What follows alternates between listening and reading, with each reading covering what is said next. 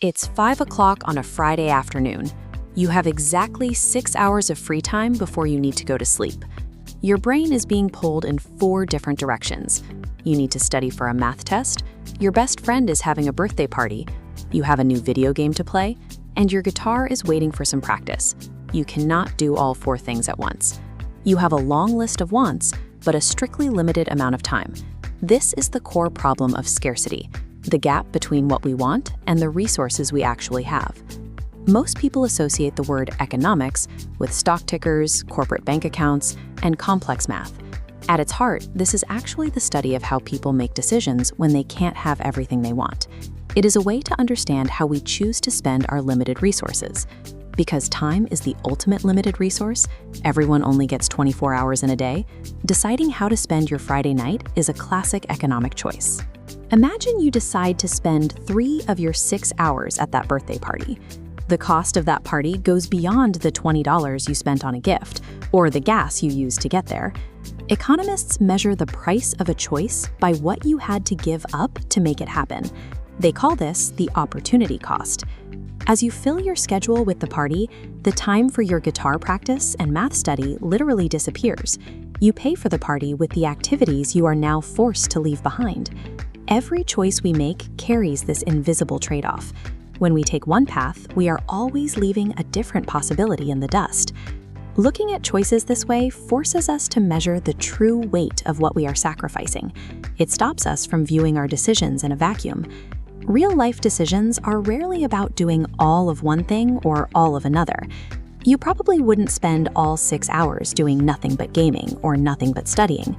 Instead, we make decisions on the edge.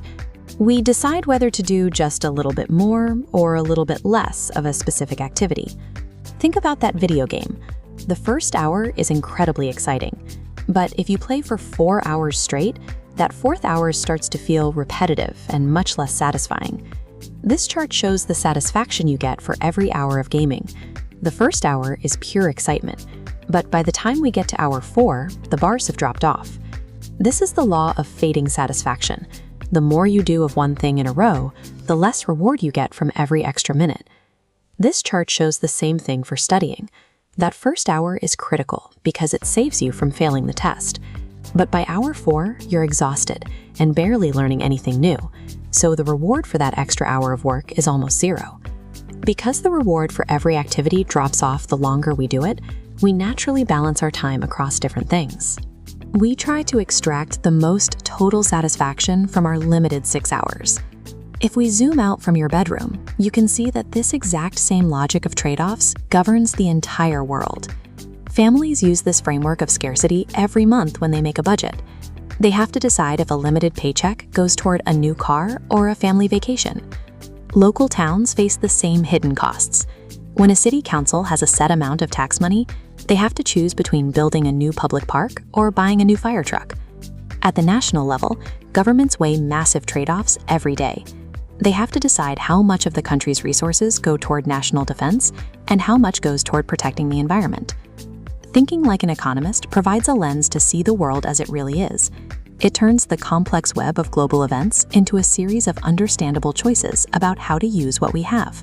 When you understand how these trade-offs work, you can look at a government budget or your own calendar and see exactly what is being traded away.